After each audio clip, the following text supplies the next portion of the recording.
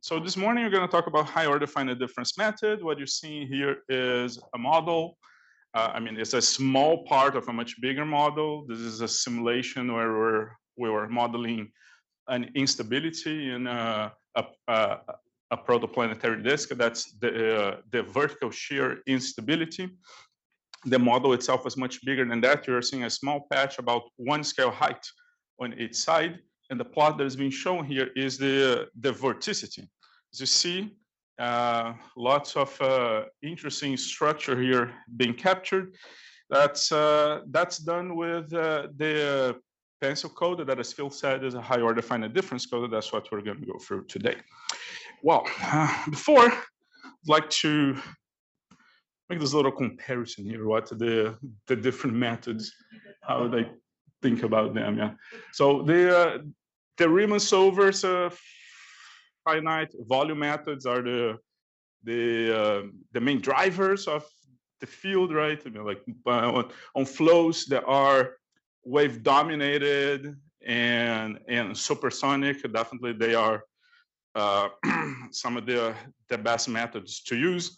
I like the finite elements here to Darth Vader because of the whole use of that method in industry. Try to lure you to the dark side. Well, Mace Windu, right, is a Jedi Knight that can turn into a hurricane anytime. That's how SPH does, you know, like when you really draw into the capabilities of SPH. And then there is Obi-Wan Kenobi, right? The most vanilla thing that you can think of. It's like, I was trying to think about how to classify that. It's like elementary, humble, inelaborate, modest, uncomplicated, unelaborate, unpretentious, you're basic, right? It's simply the most basic thing that you can do. But it's also quite powerful, right? So how does this work?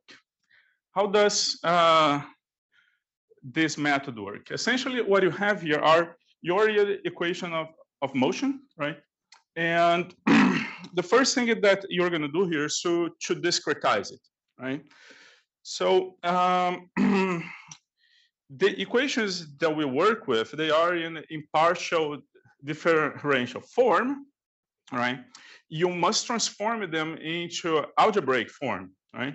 So the most straightforward discretization that you can do is this one, right? So that's actually the definition, right? The differential, you take the limit. When this delta x go to 0, that's the derivative. So this method here, all that it does is to use this expression to approximate the derivative, right? It's robust. It is a simple concept. It's very easy also to parallelize, right? Usually it's used also in regular grids, and the methods tend to be explicit, whereas finite elements usually take an implicit approach. You need lots of matrix and inversions to solve it. You can also use irregular grids like and complex algorithms. That's why also it's used for engineering problems. Solid state really likes to use this method.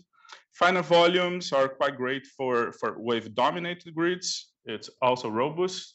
And you know, explicit methods also. Lagrangian methods like SPH are good for adaptive, free boundaries, give you gravity. The advection also comes for free. But they all rely at some point on finite difference, right? So what is a finite difference? As I said, right, you have this limit, and there are different ways that you can do this derivative. You can use the forward point first. You can use the backward point. You can use both, right? So these are all different ways to approximate the derivative. They're all correct as long as the dx here goes to 0, right? But in our case, in a discrete mesh, we actually wanted this dx here to be finite, right? So that's what makes it. I mean, that's what makes it a finite difference. You are approximating an infinitesimal by a finite difference, a differential by a finite difference.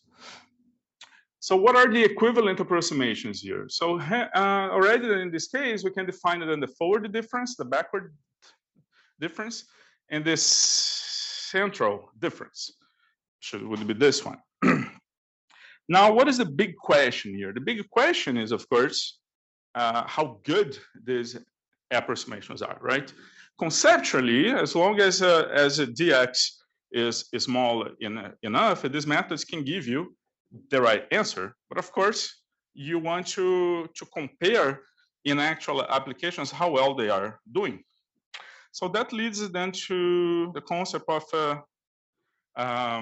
the expansion in series here. So what we are doing is that we are assuming that the function can be approximated as a Taylor series, right? So you can expand that. And then what you do is that, as you see, you have the function itself, and the first term gives you the finite difference. So subtract f of x on both sides, and then you have this approximation, right? Take this term, subtract here on both sides, so this term disappears, and then divide everything by the x. There you go. So you have here the finite difference, but then you have also something else, right? All of the higher order terms that you had there, these are your truncation errors, right? So that's what you have here.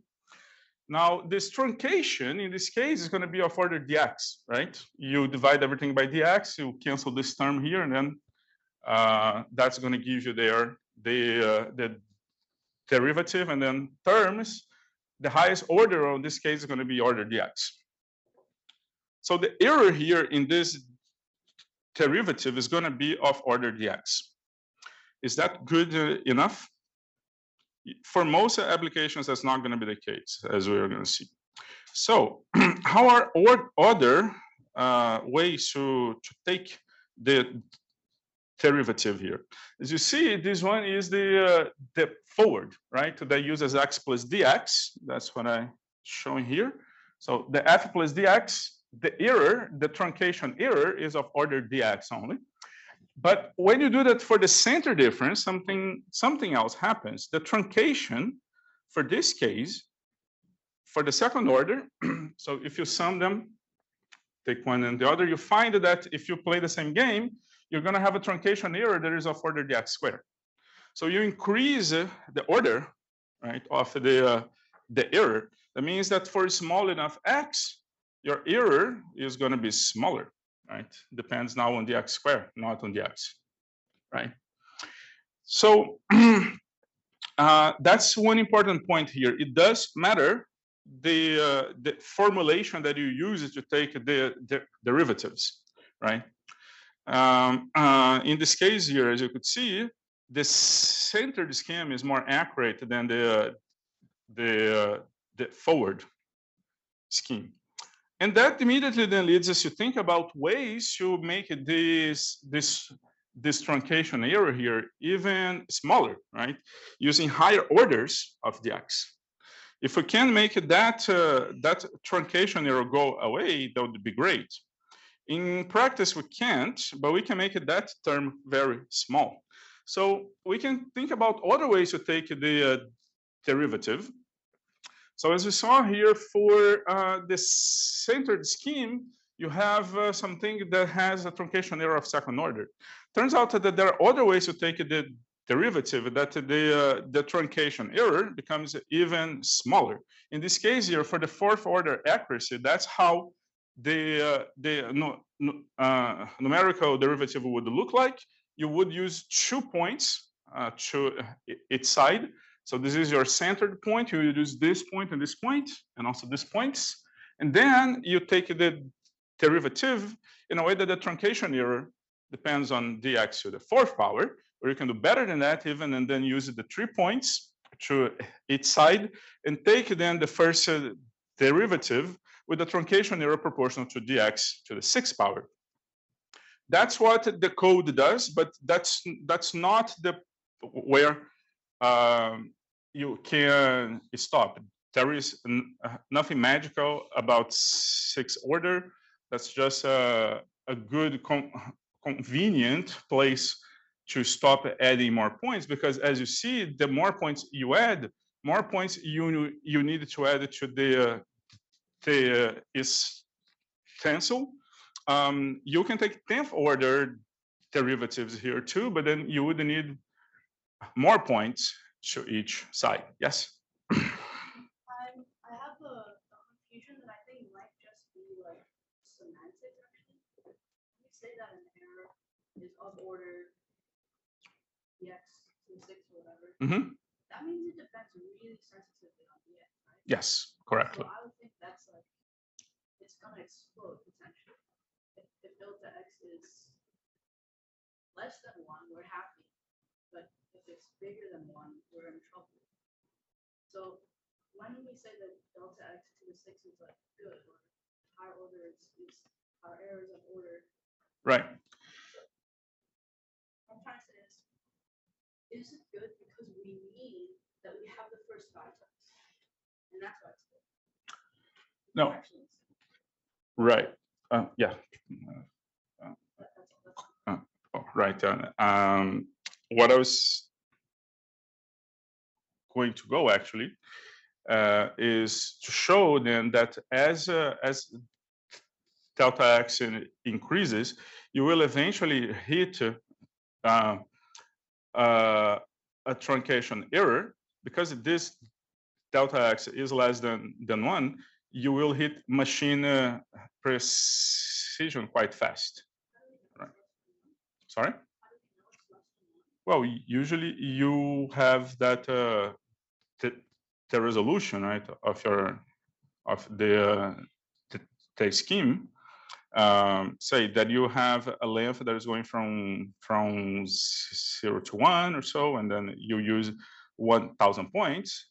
Delta x in this case will be 10 to the -3, right? So, and if you take the 6, I mean, if you take that to the 6, the truncation error then gives you something of order 10 to the -18. What if the grid is not like that? Yeah, but you normalize that. Yeah. I have a question about just on the boundaries. I know when you have a big stencil, you need more boundary points with those stones. Is it actually that accurate to have a higher order if you've had to fill in these ghost stones right. with things that don't actually necessarily? Right, that limits the memory. Right? That's the take away here, because the more ghost zones you add, you need to give values to the zones. You also need to communicate them. So you will more easily hit the point where communication takes longer than calculations, because you have too many ghost zones to communicate it to other processors.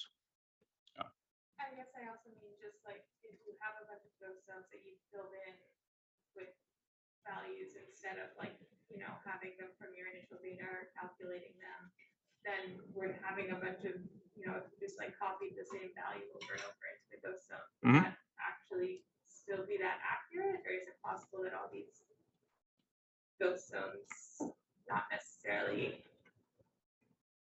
I guess, calculating it with a lot of ghost zones instead of a lot of your actual points in your simulation, does that make it less accurate near the boundary?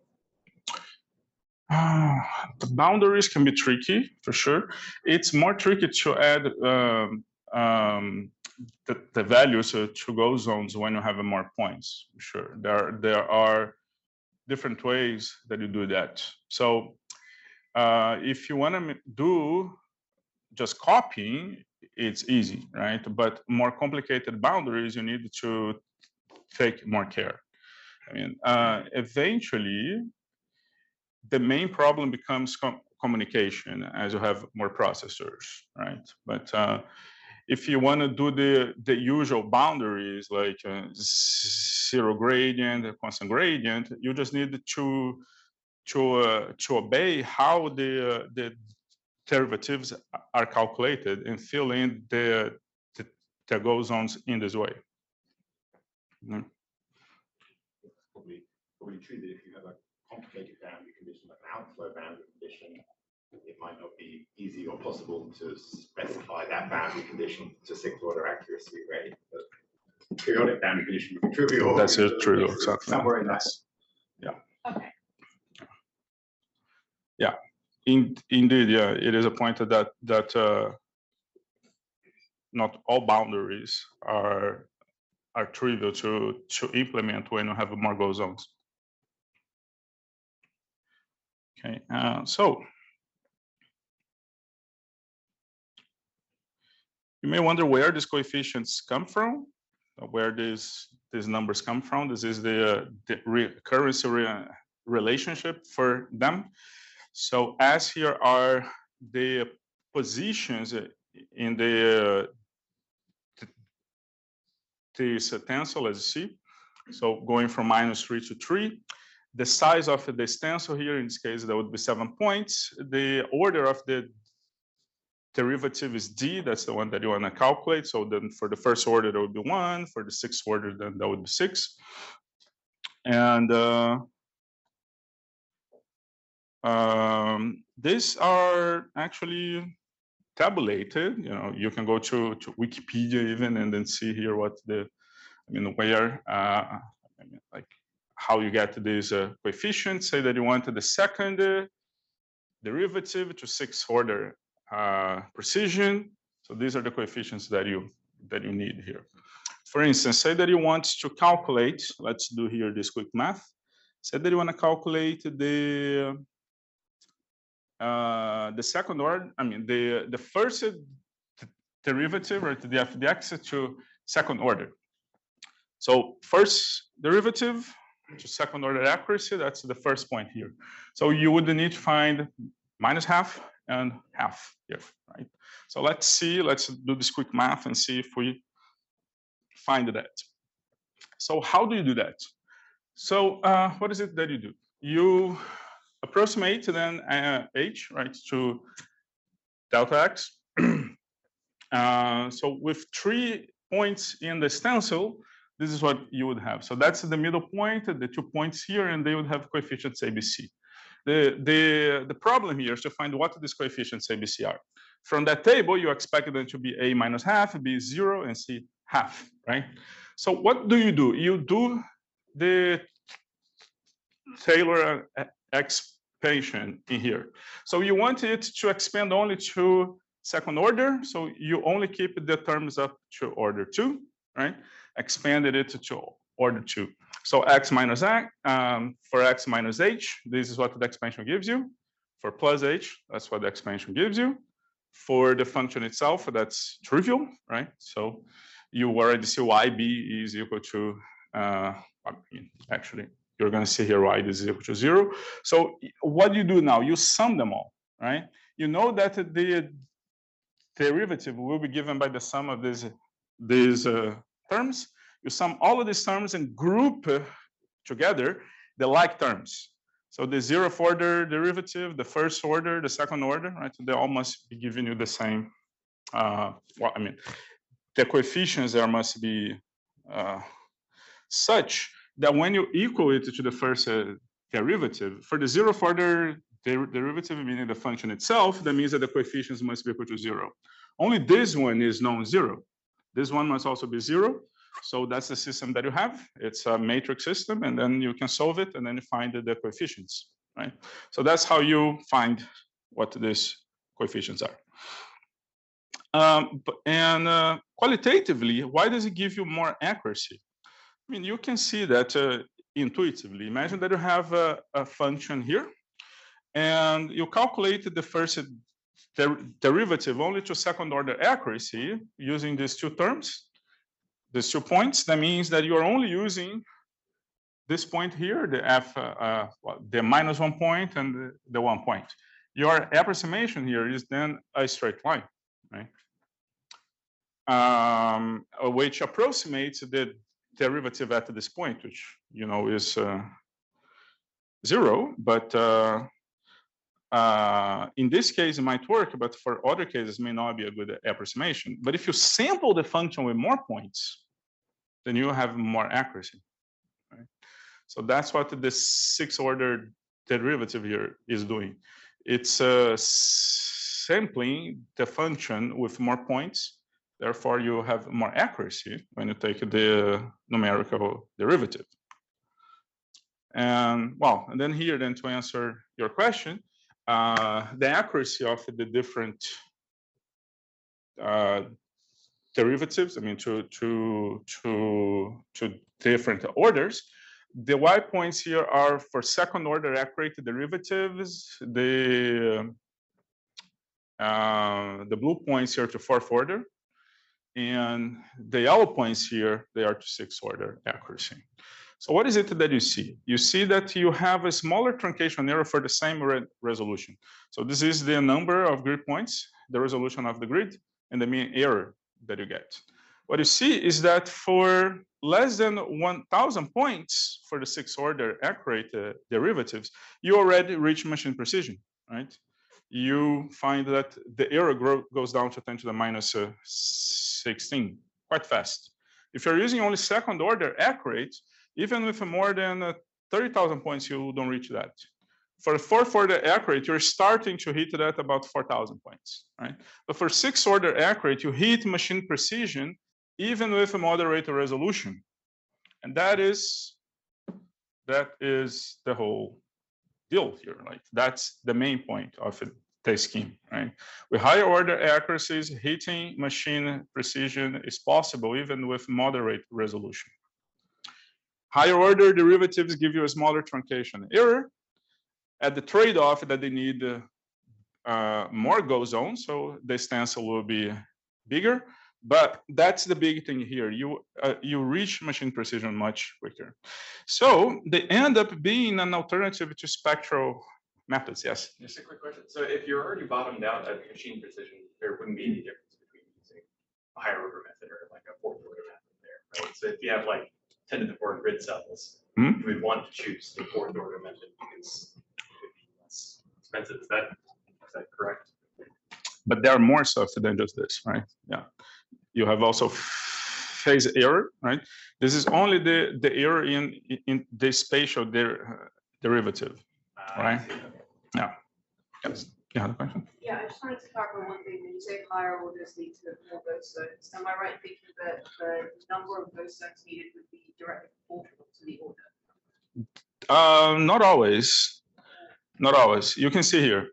So the accuracy, and then how many points in the stencil you need, right?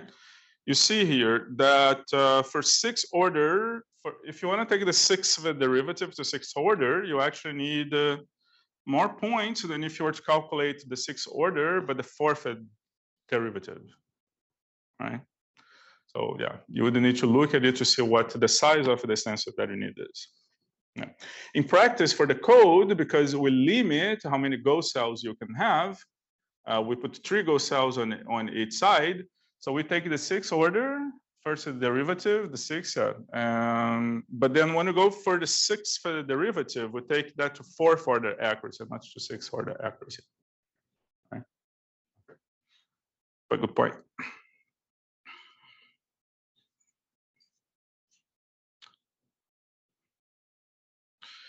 Right. So this is an alternative then to spectral schemes. Spectral schemes, they do not discretize, right? You solve the equations in Fourier space. So derivatives become multiplications, right? You take the first derivative, instead of discretizing it, you discretize it in wave number and multiply the function, the Fourier transform of the function by the wave number. A high order scheme kind of approximates that through a significant fraction of the grid. What you're seeing here is a way to take the, to derive what the effective wave number of the scheme is, what the transmission is. Say that you have a function here, in this case, the cosine, right? If you take the derivative of cosine kx, that's going to give you minus k sine x, right? So if you divide that by minus sine kx, you're going to have k, right? So this is a quick test of how accurate your numerical derivative is. It should give you back k, right? If it was perfect, this d cosine kx dx minus multiplied by -1 over sine kx should give you 1. That's what this line here is giving you, right? That's what the perfect scheme would give you. That's what spectral does. Spectral, right, would have then the k effective equal to 1. I mean, you would be along this line. And here, then, what you're seeing is how the second order, the fourth order, the sixth order, and the 10th order scheme compare to that. So what we're saying for the sixth order scheme, for the sixth order, which is this line here, right, you have it being quite accurate about to half of the wave numbers of the grid. If you are generous, really want that, you can say maybe like 2/3 of the grid, right? Whereas the second order scheme starts to fail much earlier. Then give you k. You can also do the same thing for the second derivative. So the second derivative, you take the second derivative of cosine kx. So that's going to give you minus cosine again. So multiply that by 1 over minus cosine, and then you have this scheme here. And as you see, again, the sixth order derivative is giving you a very good approximation down to about 2/3 of the grid, right? By the way, I have a clever trick to do this, because if you just if you do sine kx here, you can divide that by 0, which you don't want. So another way to do that is to define a vector, call it a. Then if you take the curl of this a, if the a is equal to this, then the curl of this vector is going to give you k times a. So if the amplitude of a is equal to 1, which in this case is, right, sine k and cosine k, the k effective is just the average of ab. And then for the second derivative, we can do the same thing. Take the curl twice and then have j, right? So you can do this, the j being the Laplacian of a, and then that's actually how these were plotted. To reduce the clutter, you can do the same thing, but with just the sixth order derivative, you see here how the k's go, right? Up to about like half of the grid here on both sides, or like 2/3 of the grid, the effective k has been very well approximated. So that's quite good, as you see, for the larger portions of the grid, right? K is being quite well reproduced here. That means that advection with this scheme is quite good. Not as good as SPH, as Daniel would say, but it's quite good here, the advection. So these are two different ways well, I mean, what is being plotted here, there are just two different ways to take the derivative. So this is a two-dimensional test, an Alphen wave moving diagonally through the grid. So you need to take the mixed derivative, taking first the derivative in x and then in y. The arrows, I mean, the crosses here are just two different ways to do that. So you see that for the 8 square grid, which is a quite small grid, the phase is wrong. The amplitude is still quite good, right? The amplitude here is more to do with the range cutter for the time than the spatial derivatives. But as you see here, that as you go to 16 square, even at this very small resolution, the advection works quite well for this wave, right? Advection of one mode only, right? And as you heard from other days, one of the problems here is that high order schemes usually have troubles with sharp boundaries, right? So you would have Gibbs phenomena, which is what you see here. And yeah, indeed, yeah, it is a common criticism of a high order scheme that they would lead to Gibbs phenomena, right? These ripples. But what you see here is that in practice, it doesn't turn out to be a very important thing. So you have here a box function, and it's being advected with a different scheme. So this is a spectral calculation, there's a 10th order and a 6th order calculation with the different viscosities. The difference between this row, I mean, this column and this column is just how much viscosity you add. We're trying to see here at what point you end up with wiggles, right? So you need to get a viscosity that is quite small for the wiggles to show up, right? Even at this low here, like 0.005, which if you put that in terms of Reynolds number, you have the dx there. You see that you don't have them. You really need to go like quite small in viscosity for it to pop up. But still, you also want to run inviscid calculations, right? You want the viscosity to be as small as it can be. So that leads us also to the concept of hyperdiffusion. So this is the advection of the hat function, that function that you saw. The initial condition here in dots and different Reynolds numbers. So Reynolds number 0.4. So you don't want to do that because as you are advecting that, you end up putting too much diffusion, right? You don't want to advect this thing through honey, right? You want the viscosity there to be low. Reynolds number 4, you still are diffusing. At Reynolds number 40, you start to reproduce the function, but then you start to see also the oscillations, which means that things are starting to go bad. And as you increase the Reynolds number by a little bit, then all hell breaks loose, right? At 50, you already have that the shape is completely lost. You don't want that. How do you fix that? You regularize this with hyperdiffusion. So this line here is also Reynolds number 50, but then you added this extra trick, which is hyper viscosity. So you have another Reynolds number, which is the hyper Reynolds number. In this case here, I put the hyper Reynolds number equal to 1 and fixed. So what is hyperdiffusion? Well, well, let's see here. So this is another run here where the hyper was 0.1. So you have even less. So yeah, you can actually send the Reynolds number to infinity if you have hyper diffusion. So in this way, you can run nearly inviscid calculations with this method. So what is this method doing? Essentially, hyperdiffusion is a generalized higher order viscosity, right? A generalized hyperdiffusion. So you have here the diffusion equation, right? Which is this one here, the rho dt plus the divergence of a flux is equal to 0. So that's the equation that you want to calculate. What we usually do here for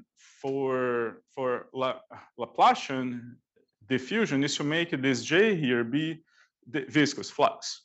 In this case here, D is a diffusion.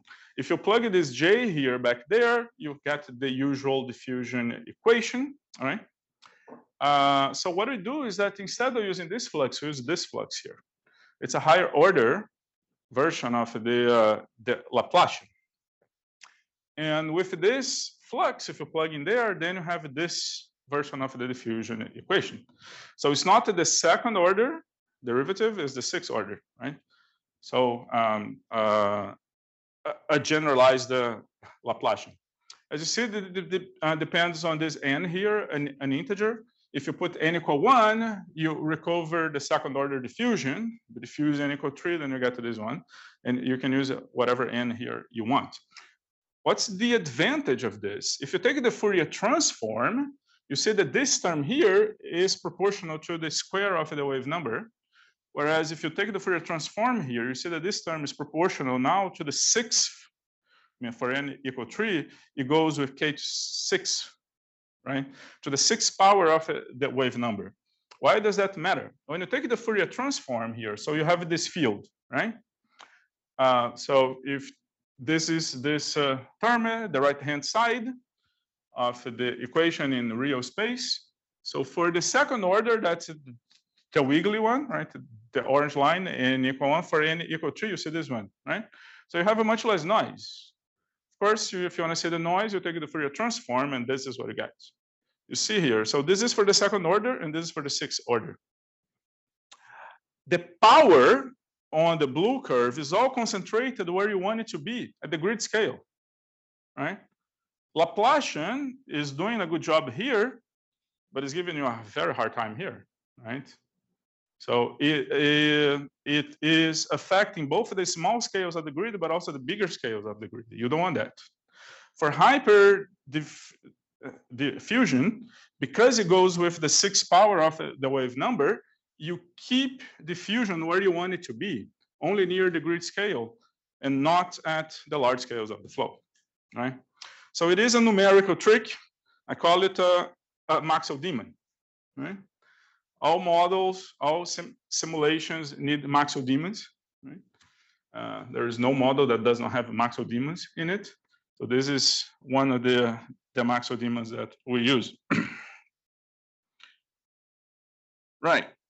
So if you're to use something that is clearly non-physical, you need to understand what it's doing, right, to the calculation. So hyperdiffusion comes with the problem that you increase what we call the bottleneck effect.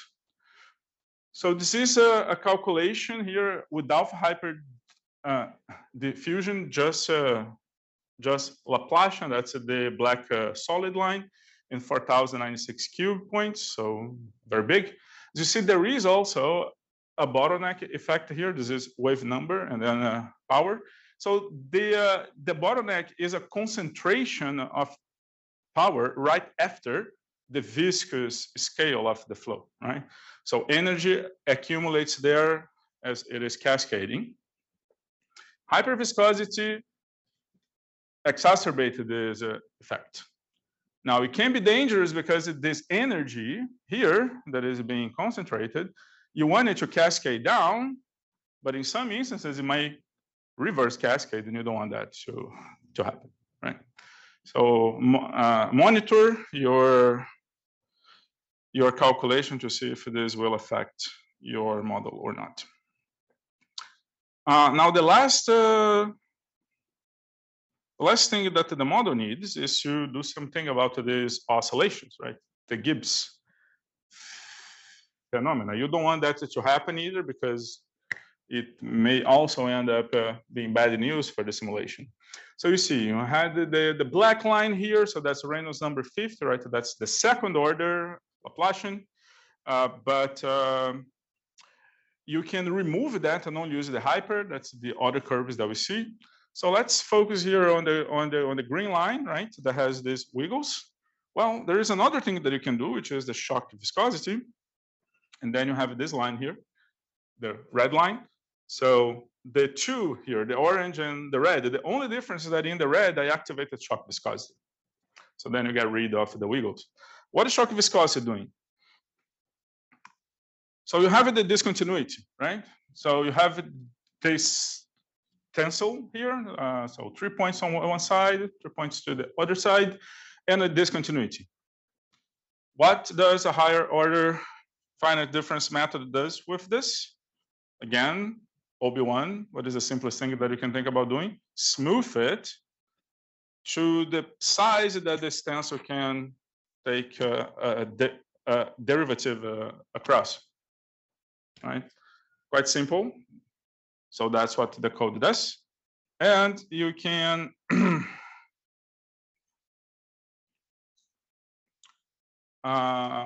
mathematize it in this way. So how do you pass from this situation to this situation here? So that is where the shock capturing comes from. So it takes the form of a bulk viscosity. So bulk viscosity is a concept on the physics of liquids. It's a resistance to compressibility, right?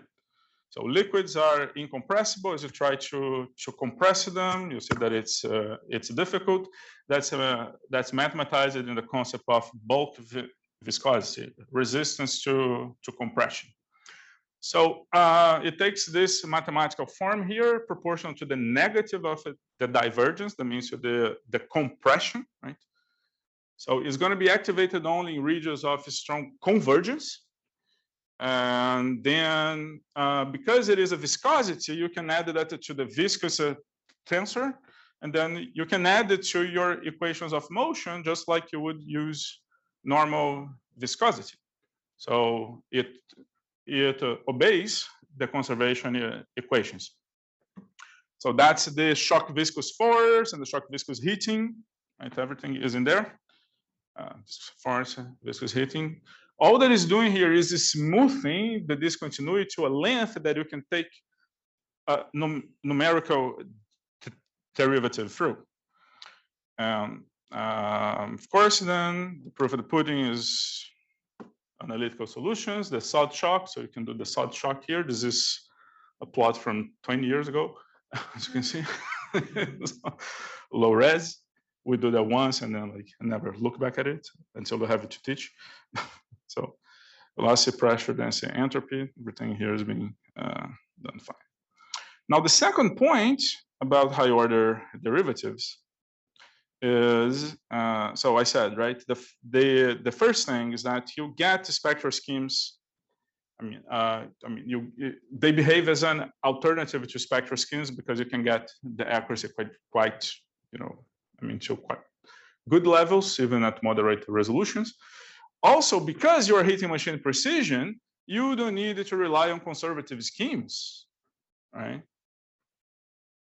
So non-conservative methods become feasible simply because you're taking the derivative accurately.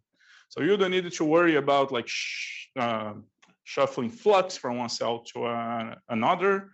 You don't need to worry about solving only for the conservative equations and formulated in flux form. You can calculate the evolution of anything. Essentially, this method is a general PDE solver, right?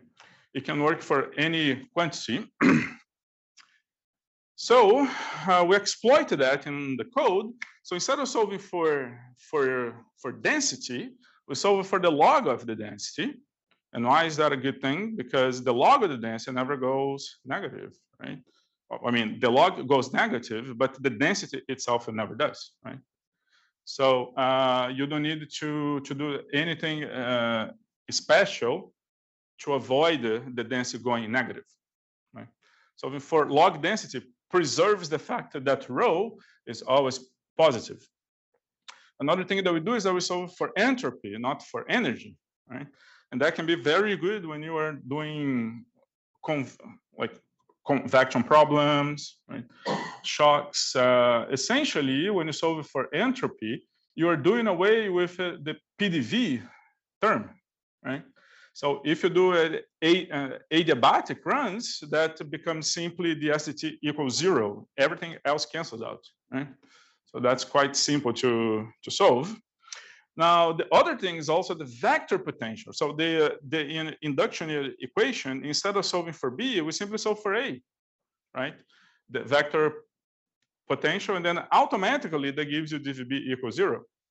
So we don't need to worry about constrained transport, like dvb, which is the plague of some codes. So that is a simple way to calculate these evolution equations. Log rho so that the density never goes negative, the vector potential so you don't need to worry about div B, and so for entropy, so you don't need to do the PDV work for energy. And as I said, you can solve really for any quantity, right? Pencil is essentially a general PDE solver. So summary then of the method, it's conceptually the simplest method, right? And can be learned quite quickly. Depending on the physical problem, they are conditionally stable, right? And higher order finite difference methods, they do have difficulties concerning damping at the grid scale. That's why we use hyper viscosity and shock viscosity. Usually the methods are explicit. So if there is some signal that is propagating very fast, you would need to use implicit methods, which can be coded, it's just more work.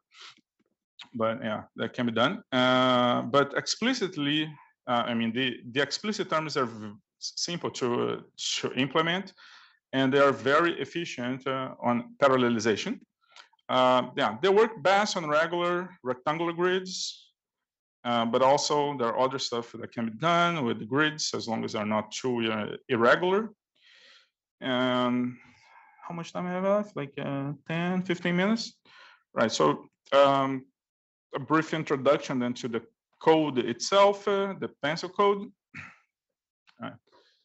So the code is on GitHub. We're gonna download that for the afternoon work for the tutorial.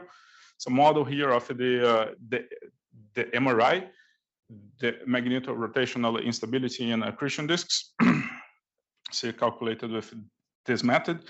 This method is quite good for subsonic turbulence, right? Which is what the MRI is. So a history of the code. So the code started in 2001 by Axel Brandenburg and Wolfgang Dobler. So it's a finite difference high order method. The default here that it puts default is 6th order in space and 3rd order in time. That's only default because there are higher even. I mean, like you can use the code in 10th order. I recently coded also the 4th order Runge-Kutta. So you can actually do that with a 4th order accurate in time. It's a fully compressible code written in Fortran 2003. Now there's in Fortran 2018, but highlighting here 2003 because that's the major update on Fortran 90. All the other updates on 2003 have just been minor updates, but the 2003 is a rewrite of Fortran, just like Fortran 90 was on Fortran 77. And so it's quite a different code, the 2003 and 90. Cache and memory efficient, parallelized. The code is maintained by about 50 people. There are about 200 users. Most of the user base is in Europe, though. There are some people in the US, like me, and the other people, like Leon, also that they use the code. But yeah, like the bulk of the user base is in Europe. And the code is checked every day with a number of samples that are run to give code coverage and to make sure that the code doesn't break, right? So what are the main capabilities of the code? It has, I'm highlighting these two things. It has a very advanced MHD module and a very advanced particle module.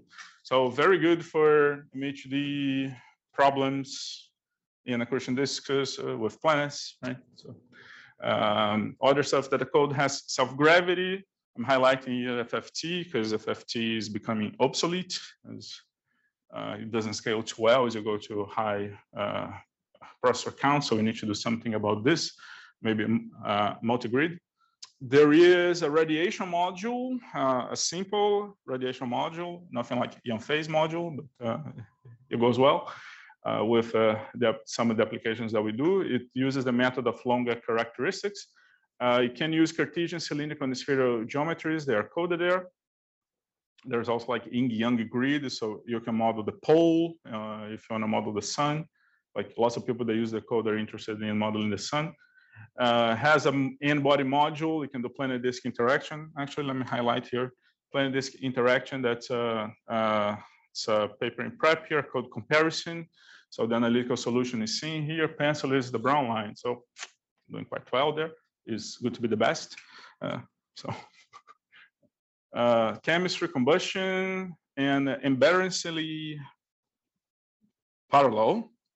The scaling of the code, as you see here. So this is weak scaling.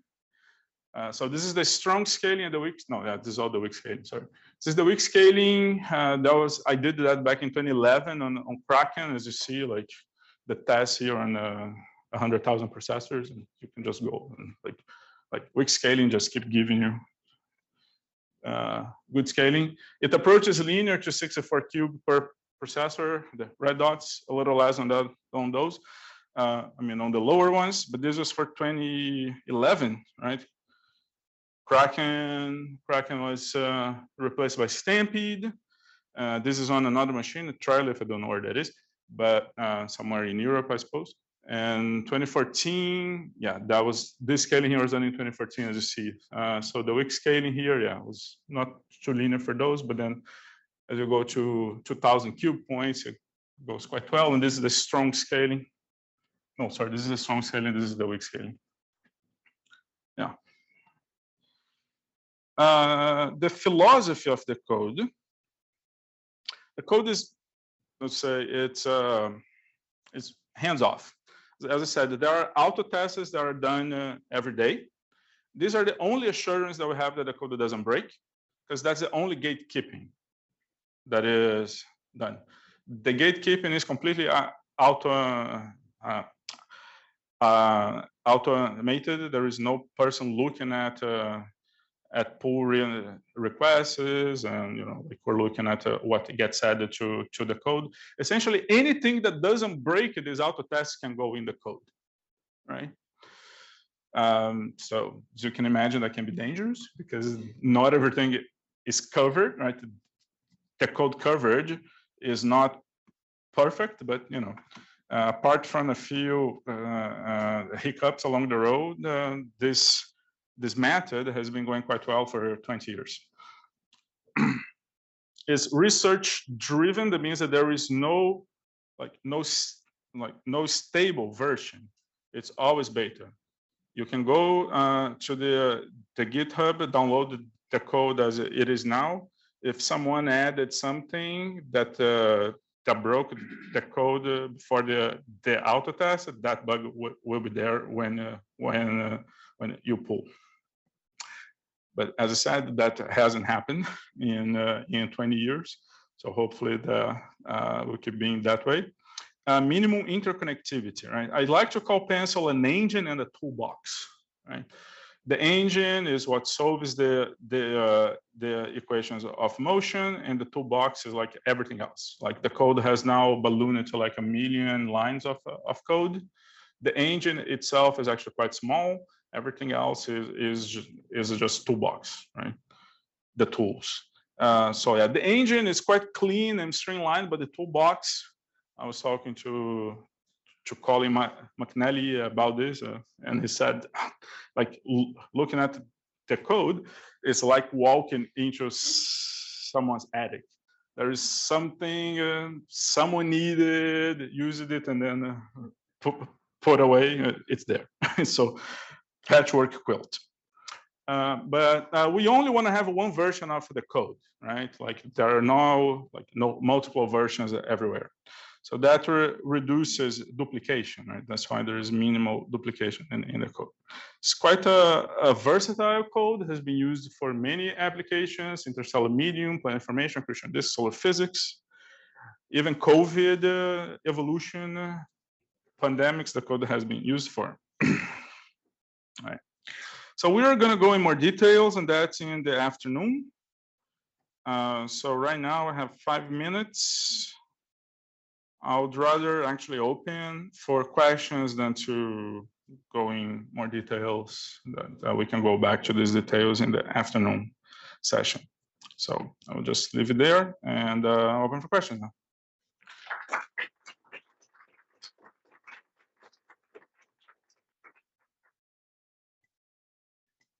Have any question? Yes. Could you remind me, we were talking about differences between this and the spectral differencing. Besides the ability to do the non-conservative things, what's the trade-off with the spectral? Right.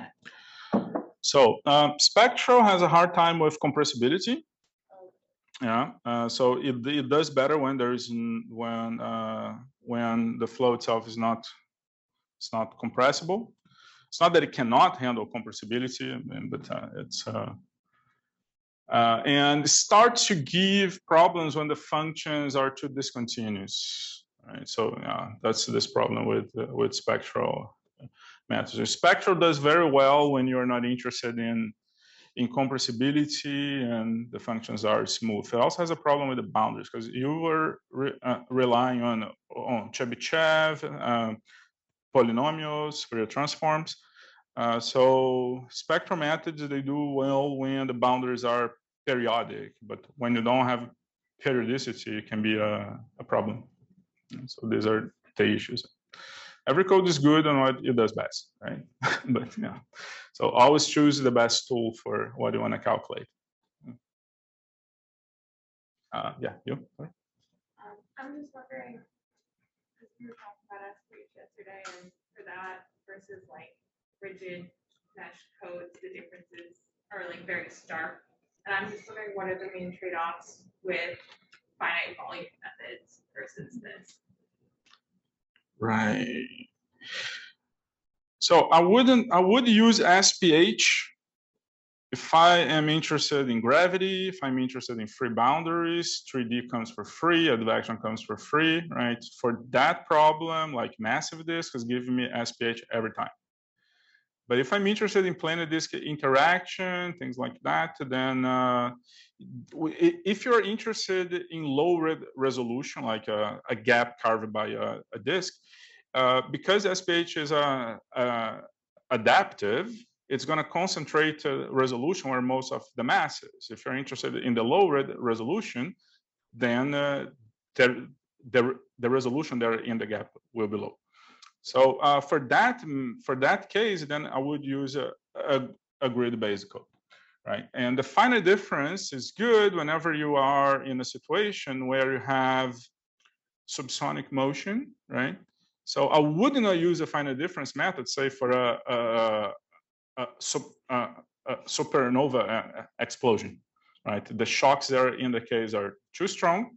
For that, then I would use a Riemann code, finite volume code, right?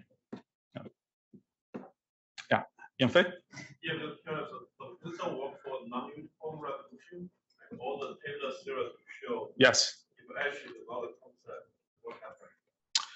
Yes. So it does work for non-uniform grids. Essentially, you have to rewrite this, but it turns out that you can do this. I'm pulling here the Taylor series.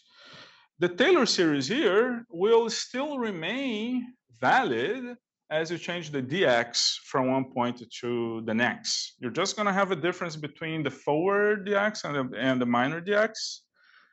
But the finite difference coefficients, they remain the same. They don't change. Right? So you still have the same ones. It's just the dx that is changing from one point to the next. Yeah, but you take the first derivative, the second, the sixth in the same way with the same coefficients. Yeah.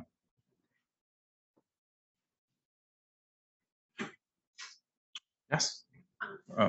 You mentioned that it works best for like rectangular boxes. Are there like limitations of what geometries you can use for this type of method? Good question. Yeah, I used it for Cartesian, cylindrical, and spherical, and you can transform this into regular grids, right? Because yeah, I mean, you're taking the derivatives in that metric, right? So that's why the method works, because you can find a metric where you can make it that regular and then take the derivatives in that metric. But for very irregular grids where you cannot do that, I imagine that the method would break down. Yes. I was just gonna clarify, you mentioned that explicit methods are better for parallelization than implicit.